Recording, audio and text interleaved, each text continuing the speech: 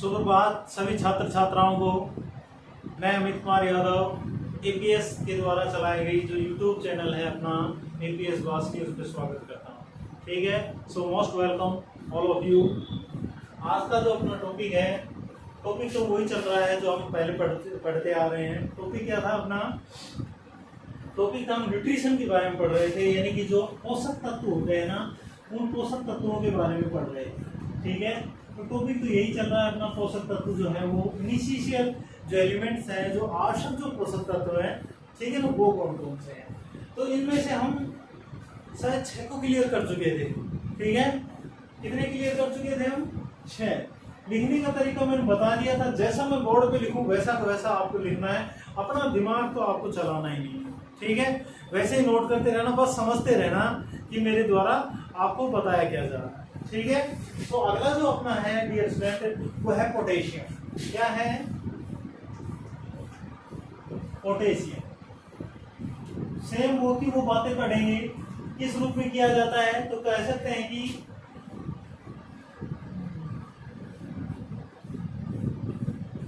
इस तत्व का अवशोषण मृदा से A+ आयनों के रूप में किया जाता है, यानी कि पोटेशियम आयनों के रूप में किया जाता है। ठीक है,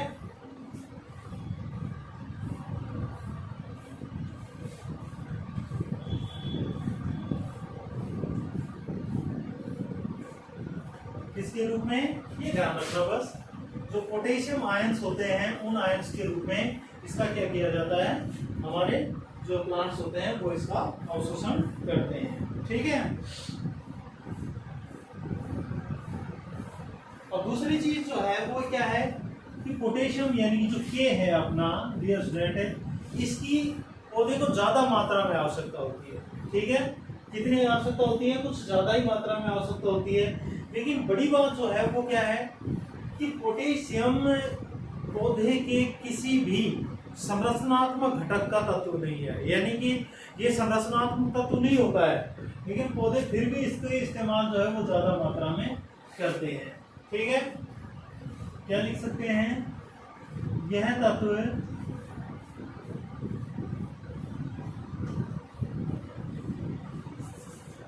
पौधे के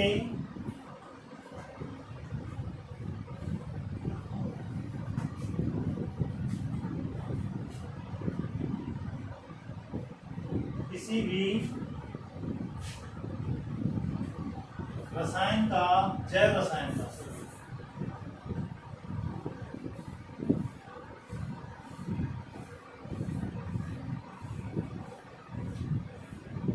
घटक नहीं है। यानी कि एक प्रकार से ये कह सकते हैं कि ये क्या नहीं है? संरचनात्मक तत्व नहीं होता, स्ट्रक्चरल एलिमेंट्स नहीं है ये। वो तो हम पहले ही पढ़ चुके हैं कौन कौन से हैं, कार्बन, हाइड्रोजन, ऑक्सीजन और नाइट्रोजन। ठीक है, यही संरचनात्मक होते हैं। तो लेकिन इनकी ज्यादा मात्रा में आवश्यकता होती है। इनके साथ साथ जो दूसरे नंबर पर आता है वो होता है के, जिनकी ज्यादा मात्रा में आवश्यकता होती है। अब कहाँ कहाँ होती है, किन किन कार्यों में होती है, अगर उसकी हम बात करें तो इसका जो काम होता है वो हम कह सकते हैं कि पोटेशियम की आवश्यकता, पोटेशियम की आवश्यकता पौधे में निम्न 4 जैव रासायनिक क्रियाओं में होती है। निम्न 4 जैव रासायनिक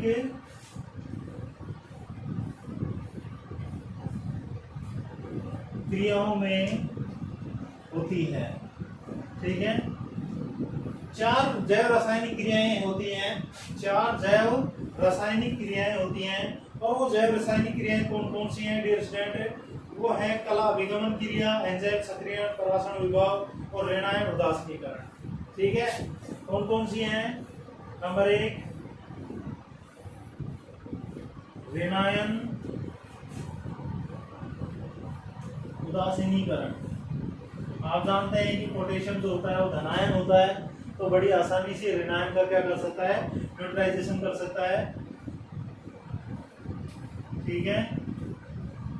दूसरा होता है कला अभिगमन, ये बहुत है आर पार जाने के लिए आवश्यक होता है। कला अभिगमन क्रिया है, यहाँ लिख लो। कला, कला का मतलब झिल्ली, अभिगमन उसके आर पार जाने के लिए, अभिगमन क्रिया। एक क्रिया तो हम पहले ही पढ़ चुके हैं, पोटेशियम स्थानांतरण वाली। आपने देखा होगा स्टोमेटा जब ओपन होते हैं तो उसमें भी पोटेशियम की एक बड़ी भूमिका होती है कि नहीं? तो वो भी इसी से संबंधित है, कला अभिगमन क्रिया। नेक्स्ट होता है एंजाइम सक्रियण।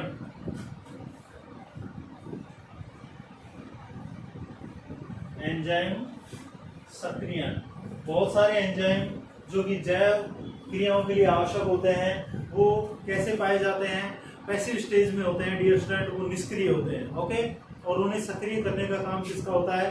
पोटेशियम का होता है। तो पोटेशियम जो होता है वो एंजाइम सक्रियण और परासरण विभव में काम आता है। परासरण विभव, परासरण विभव को भी हम पढ़ चुके हैं, ठीक है। परासरण विभव में काम आता है। तो ये 4 क्रियाएं कंप्लीट करता है पोटेशियम: एनायन उदासीनीकरण, कला अभिगमन क्रिया, एंजाइम सक्रियण और परासरण विभव।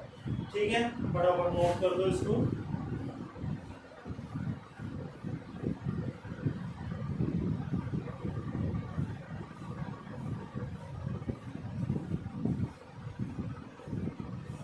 लिख लिया? इसके नीचे लिख लेना, इसके अलावा पोटेशियम की आवश्यकता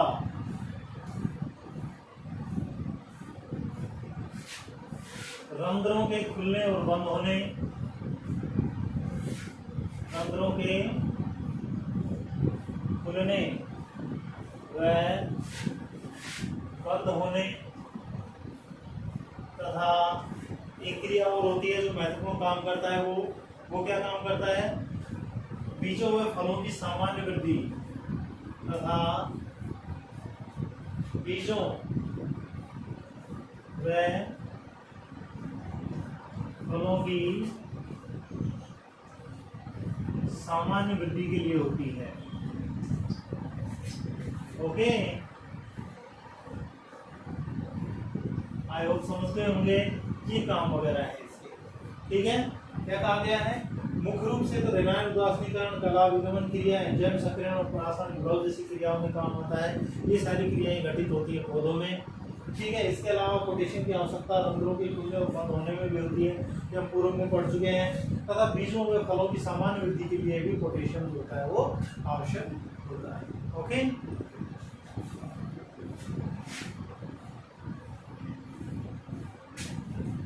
अब हम पढ़ते हैं न्यूनता के लक्षण। ये अगर मान लीजिए पोटेशियम की अगर क्या हो जाए, प्लांट जो है अपना, उसमें अगर पोटेशियम की क्या हो जाती है? कमी हो जाती है, तो क्या होगा? पोटेशियम की कमी के लक्षण, या फिर हम लिख सकते हैं इसी में टॉपिक डालो न्यूनता के लक्षण। ठीक है, सिम्टम, डिफिशियंसी जो सिम्टम है वो क्या क्या है? तो अगर मान लीजिए पोटेशियम की अगर मान लीजिए प्लांट में कमी हो जाती है, तो सबसे पहला दिखाई देगा कि पत्तियां कुरकुरित हो जाती है, मोल्टेड हो जाती है। पत्तियां कुरकुरित हो जाती हैं।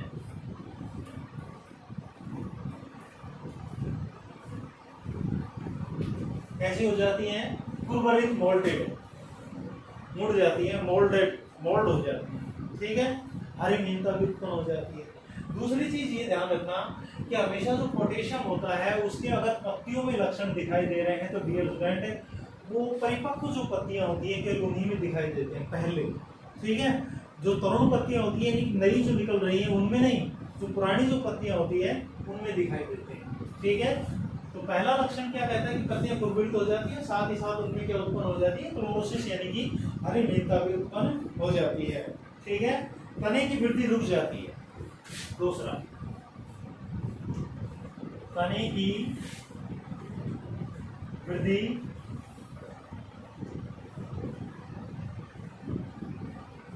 रुक जाती है, अर्थात पौधा कैसा हो जाता है? पौधा छुपाक हो जाता है, छुपाक मतलब भुस्सी, ठीक है, छुपाक भोजन।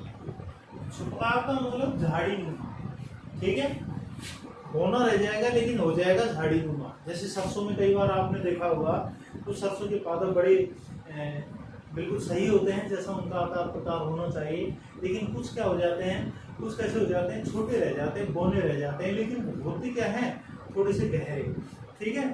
तो इस तरह की स्थिति जो होती है डियर फ्रेंड, वो पोटेशियम की कमी के कारण, किसके कारण आती है, तने की वृद्धि रुक जाती है, पौधा कैसा हो जाता है, छुपाक हो जाता है, ठीक है। पौधे की रोग प्रतिरोधक क्षमता कम हो जाती है, ठीक है। नंबर 3, पौधे की रोग प्रतिरोधक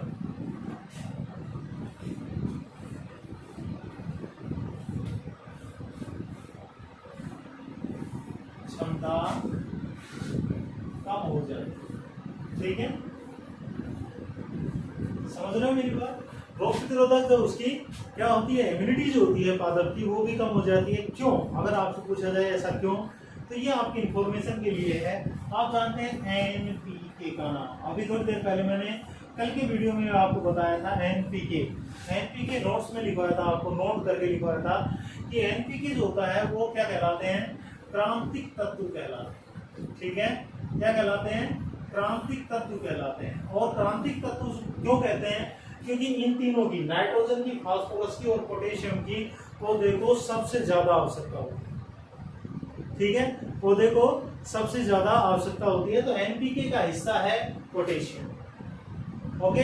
तो इसकी कमी से क्या हो जाता है, रोग प्रतिरोधक क्षमता भी क्या हो जाती है, कम हो जाती है। तो इसकी न्यूनता के लक्षण आप फटाफट लिख लीजिए। फिर पढ़ते हैं मैग्नीशियम।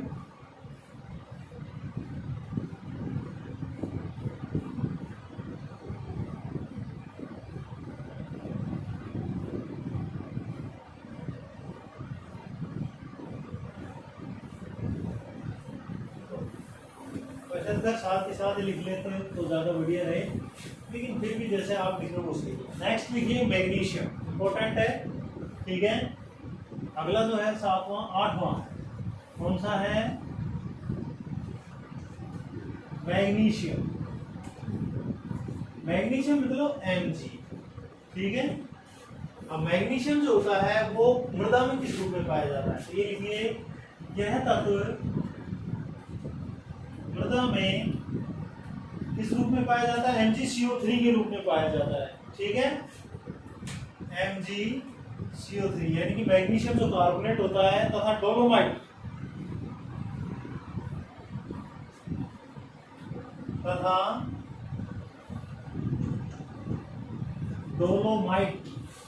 ये इसका अयस्क होता है, ध्यान रखना।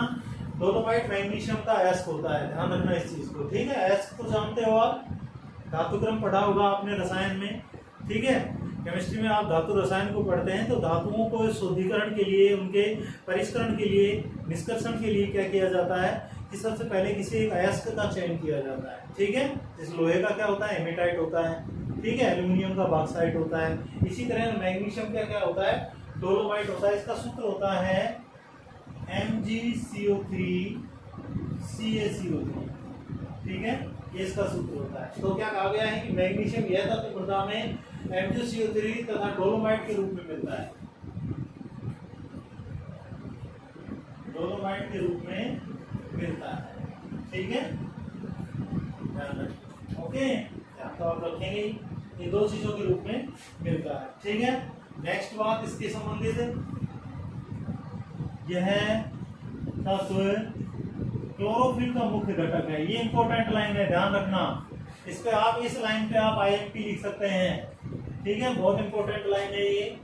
यह तत्व क्लोरोफिल का, क्लोरोफिल तो आप जानते हैं क्या है, क्लोरोफिल क्या होता है, पर्णहरित जिसे कहते हैं, जिसके कारण पत्तियों का हरा रंग होता है, वो वर्णक है ये, ठीक है। तो यह तत्व क्लोरोफिल का मुख्य घटक है, ठीक है। क्लोरोफिल में मुख्यतः अगर आपसे पूछा जाए कि क्लोरोफिल में कौन सा तत्व पाया जाता है तो आप क्या बताएंगे, मैग्नीशियम पाया जाता है, Mg, ठीक है। मैग्नीज नहीं, मैग्नीशियम, यह तत्व क्लोरोफिल का मुख्य घटक है। ठीक है, नेक्स्ट, यह तत्व राइबोसोम की दो उप इकाइयों को जोड़ने का कार्य करता है। राइबोसोम की दो उप इकाइयों को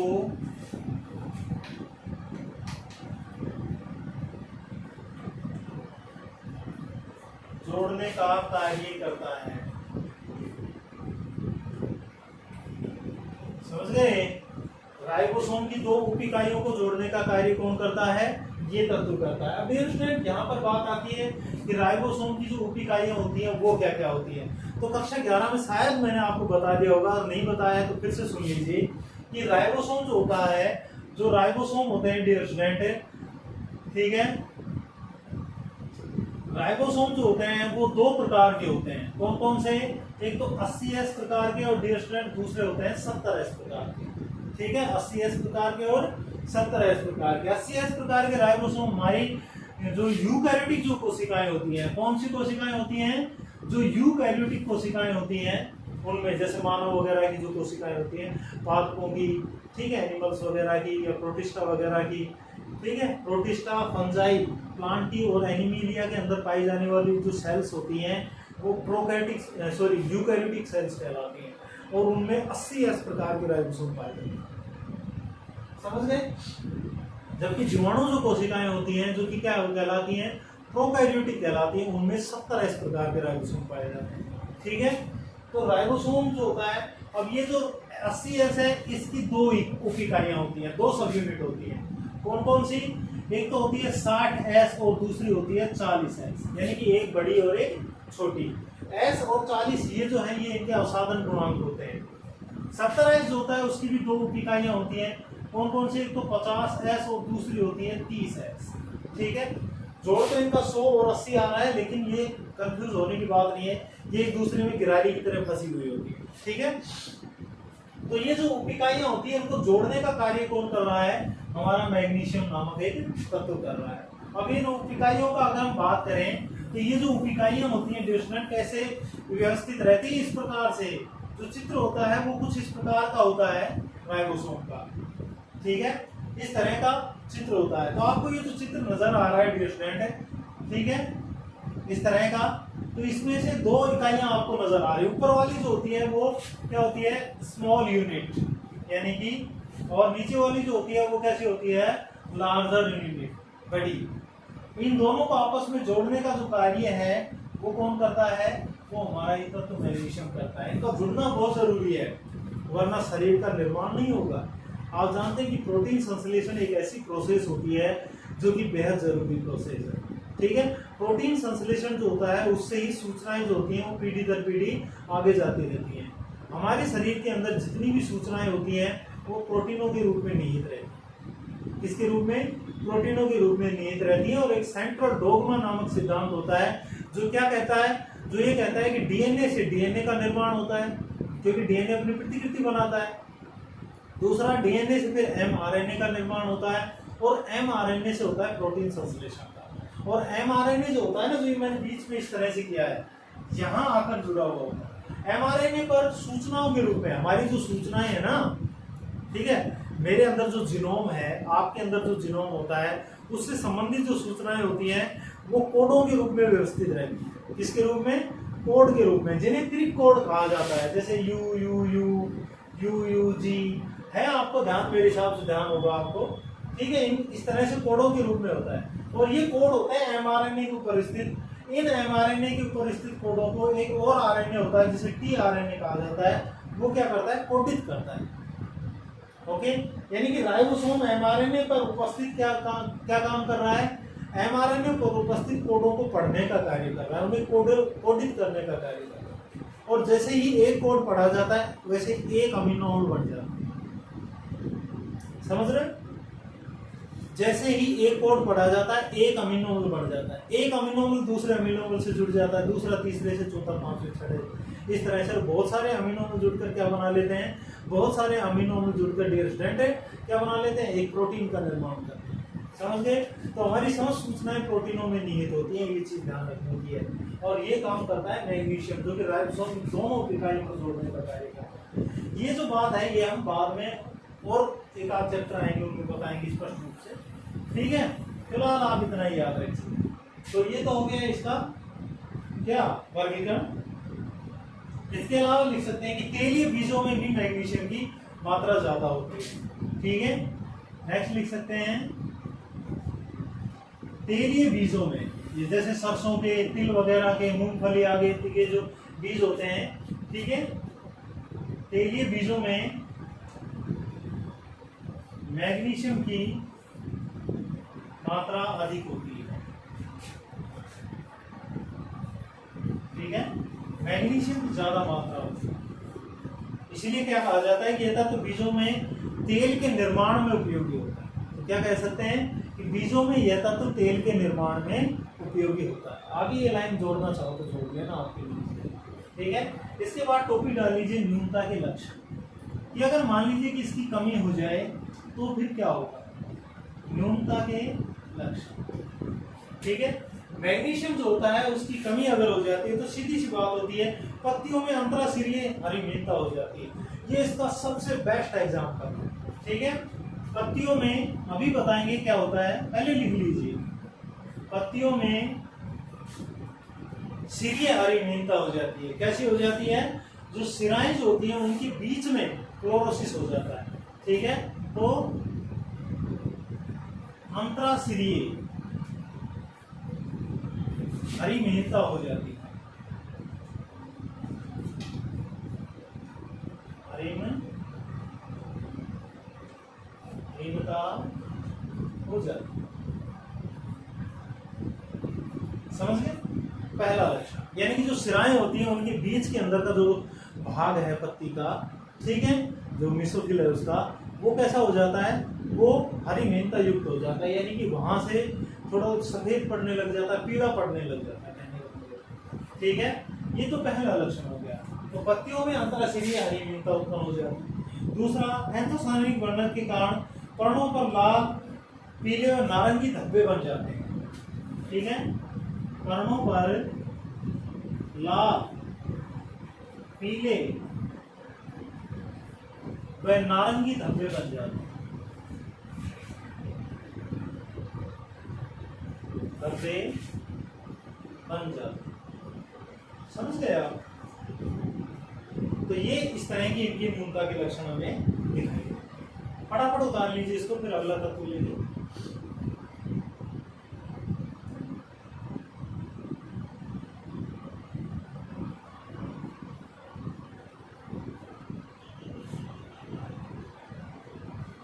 मिटा दो।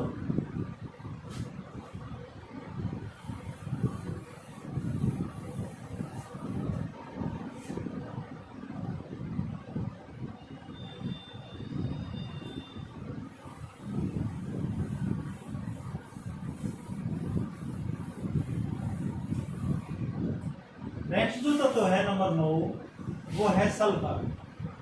कौन सा है? सल्फर। सल्फर मतलब एस, ठीक है? यह तत्व मृदा में SO4 यानी कि सल्फेट, ठीक है? यह तत्व मृदा में SO4 सल्फेट के रूप में पाया जाता है।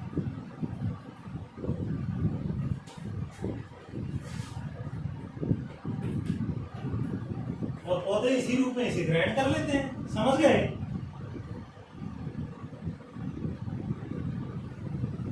समझ गए?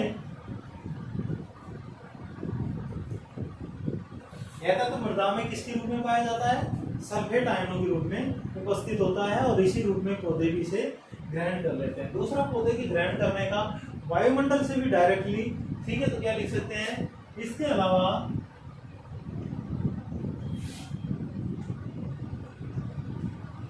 पौधे वातावरण से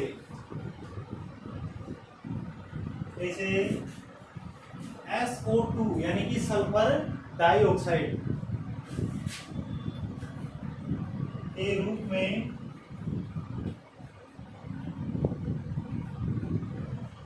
ग्रहण करते हैं। समझ गए? नेक्स्ट अगर बात लिखें तो सल्फर जो होता है ब्रेसी क्रेसी जो कुल होता है अपना, ठीक है, ध्यान रख, सुना होगा आपने ब्रेसी क्रेसी या क्रूसीफेरी जो कुल होता है, ठीक है, ब्रेसी क्रेसी कुल के पादपों में तीखी गंध या स्वाद, जो चपरा जो स्वाद होता है, ठीक है, तीखी गंध सल्फर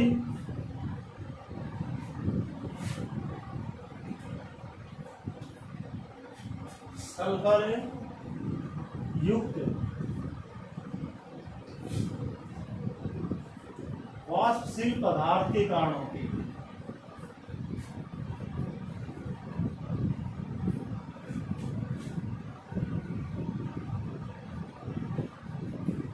ठीक है, ब्रेसिक एसी यानी कि जो सरसों मूली वाला जो कुल होता है, सरसों राई वगैरह जो ये वाला होता है, इनके अंदर जो पादपों में जो तीखी गंध आती है वो सल्फर युक्त एक वाष्पशील पदार्थ होता है, उसके कारण आती है। अब आपके लिए आ गया क्वेश्चन, ठीक है, आपके लिए क्या आ गया, एक क्वेश्चन आ चुका है। और क्वेश्चन क्या कह रहा है, ध्यान से सुनिए, मैं आपसे ये पूछ रहा हूँ, आपको कमेंट करके मुझे जवाब देना है। तो बताइए कि ब्रेसिक क्रेसी कुल में वो कौन सा वाष्पशील पदार्थ होता है जिस पदार्थ में के कारण इनमें तीखी गंध आती है या चरपरा स्वाद रहता है।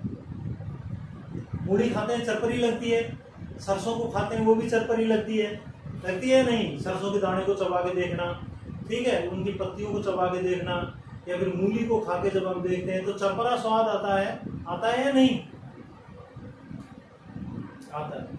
ठीक है, तो वो जो आता है वो किस पदार्थ के कारण आता है, मुझे ये जो जवाब है आप कमेंट करके दें, ठीक है। कल के वीडियो में मैं जवाब जो है वो जो भी बच्चा देगा उसका नाम दूंगा और वो बच्चे के द्वारा ये जवाब दिया गया। क्वेश्चन फिर से समझ लीजिए, उस वाष्पशील पदार्थ का नाम बताना है या फिर उस पदार्थ का नाम बताना है जिसके कारण ब्रेसिक रेसिकुल के पादपों में चरपरा स्वाद रहता है या तीखी गंध आती है। ओके, बेस्ट ऑफ लक कल के लिए। देखते हैं कितने बच्चे बता पाते हैं, ठीक है। और वो बच्चे जो होते हैं वो क्यूरियोसिटी कहलाएंगे क्योंकि वो मेहनत कर रहे हैं, देख तो सभी रहे हैं, लेकिन वीडियो जो है वो एक आध बच्चे जो होते हैं पूरा कंप्लीट देखते होंगे मेरे हिसाब से, तो नहीं सभी बच्चे कंप्लीट भी नहीं देखते होंगे वीडियोस को, ठीक है। तो ये आपको मेरे को क्वेश्चन का जवाब देना, दे देंगे, आई होप बिल्कुल देंगे आप सब, ठीक है।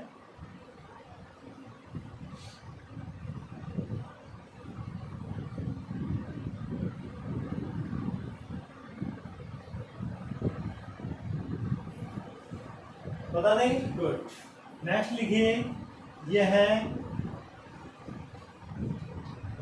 विटामिन डी वह कोएंजाइम ए में उपस्थित होता है। ये दोनों एंजाइम्स हैं, विटामिन हैं। एक कोएंजाइम ए भी पाया जाता है जो प्रकाश संश्लेषण के अंदर काम आता है, आगे पढ़ेंगे इसके बारे में, ठीक है। तो क्या कहा गया है, ये विटामिन डी वह कोएंजाइम ए में उपस्थित होता है और साथ ही साथ और भी बहुत सारे कार्य निपटाता है। जैसे कि आपने देखा होगा कि मटर कुल के जो पादप होते हैं उनके अंदर क्या होती है, गांठें पाई जाती हैं।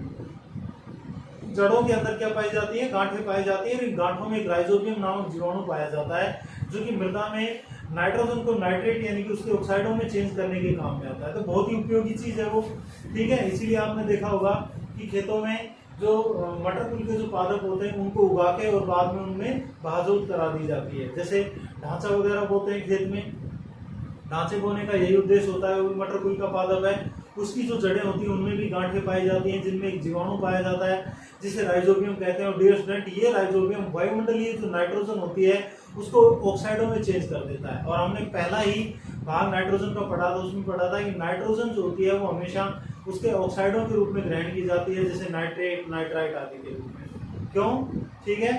तो ये क्या काम करता है कि उन जीवाणुओं की जो ग्रंथियां होती है, जो गांठें होती हैं, उनकी वृद्धि में सहायक होता है। कौन, हमारा सल्फर भाई साहब, ठीक है।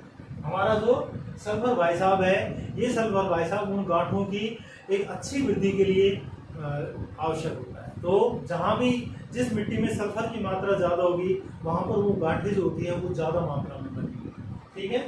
इस बात को भी आप अच्छी तरह से याद रखें। साथ ही साथ प्रोटीन संश्लेषण जो होता है उसमें जो आवश्यक जो अमीनो एसिड्स होते हैं, बहुत सारे प्रकार के जो अमीनो एसिड्स होते हैं उनके निर्माण में भी जो सल्फर है वो काम आता है। ठीक है।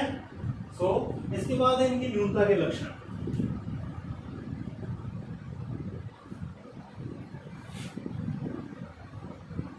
कि अगर सल्फर की कमी हो जाती है तो डियर स्टूडेंट क्या क्या प्रभाव पड़ता है। तो क्या होता है, सल्फर की कमी से पहला पौधों में सल्फर युक्त अमीनो अम्लों की कमी हो जाती है। ठीक है। पौधों में अभी बताया था उनके संश्लेषण में सहायक होता है।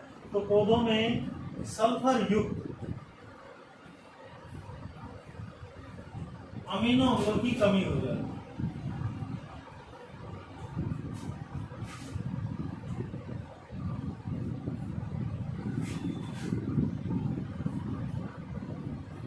ठीक है। पौधों में सल्फर युक्त अमीनो अम्लों की कमी हो जाती है, यानी कि ऐसे अमीनो अम्ल जो होते हैं वो कम मात्रा में वहां पर पाए जाते हैं, कम मात्रा में संश्लेषित होते हैं जिनमें सल्फर होता है। क्योंकि अभी बताया था मैंने कि सल्फर जो होता है वो अमीनो अम्लों के संश्लेषण में सहायक होता है। ठीक है। अब दूसरा क्वेश्चन आ गया, केमिस्ट्री का क्वेश्चन है। आपको सिर्फ मेरे को ये जवाब देना, दो क्वेश्चन हो चुके हैं। पहला तो आपको वो तीखा जो स्वाद आता है सरसों को चबाने पर, ठीक है, मूली को खाने पर जो चपड़ा जो स्वाद आता है वो किस पदार्थ के कारण आता है, आपको ये बताना है। नहीं, अगर आपसे नहीं पता लगे तो मैं तो हूँ ही, कल मैं बताऊंगा उसका जवाब। अब दूसरा क्वेश्चन फिर आपके सामने आ गया, क्योंकि ये केमिस्ट्री का क्वेश्चन है तो शायद हो सकता है कि आपने 11th क्लास में इसे पढ़ा हो, जितना मैं जानता हूँ। ठीक है। आपको बताना है दो सल्फर युक्त अमीनो अम्लों के नाम। ठीक है, फिर से सुन लीजिए, क्या करना है आपको, दो सल्फर युक्त अमीनो अम्लों के आपको मेरे को नाम बताने हैं। दो सल्फर युक्त अमीनो अम्लों के अगर आप नाम बता देंगे, जो बच्चा सबसे पहले नाम बताएगा उसके लिए एक 10 रुपए का पेन मैं यहाँ पर खरीद के रखूंगा, बढ़िया फर्स्ट क्लास, और उसको आते ही सबसे पहले उस बच्चे के लिए तालियां बजवाई जाएगी क्लास में और उसे वो पेन भेंट किया जाएगा। सो आपके लिए एक बहुत अच्छा मौका है। ओके। और मेरा गिफ्ट जो आपने अपने घर मंगा के रखा है, तो जिस दिन भी आएंगे, 21 तारीख से स्कूल खुल रहे हैं शायद, ठीक है, तो उस दिन आप मेरे टीचर्स डे वाला जो गिफ्ट है आप वो जरूर लेके आएंगे। समझ रहे हो, ऐसा नहीं है छुपा के। अब क्या खरीदा है आपने मुझे नहीं पता, अभी कुछ दिन है, आज 9 तारीख हुई है, 21 तारीख से स्कूल खुलने वाले हैं। ऑनलाइन मंगा सकते हैं, कोई बुक, कोई सीनरी वगैरह, जो भी आपको अच्छा लगे।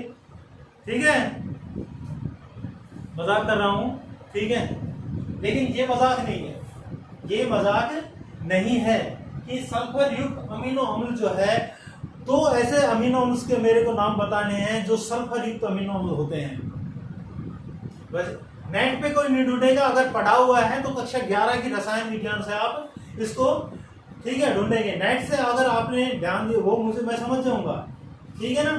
सो आपको सिर्फ मेरे को सल्फर युक्त अमीनो अम्लों के नाम बताने हैं और उस सल्फर स्वाद वाले पदार्थ का नाम बताना है। समझ गए। दूसरा लक्षण लिखिए, जो न्यूनता का लक्षण इसकी कमी से दिखाई देता है डियर स्टूडेंट, वो होता है कि मोटी भित्ति युक्त उत्कों, मोटी भित्ति युक्त उत्कों, कौन कौन से कोष्टक में लिख देता हूं, जैसे स्क्लेरेंकाइमा, ठीक है,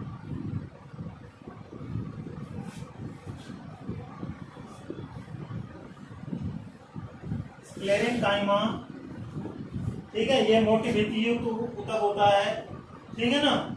और जाइलम कोलेनकाइमा और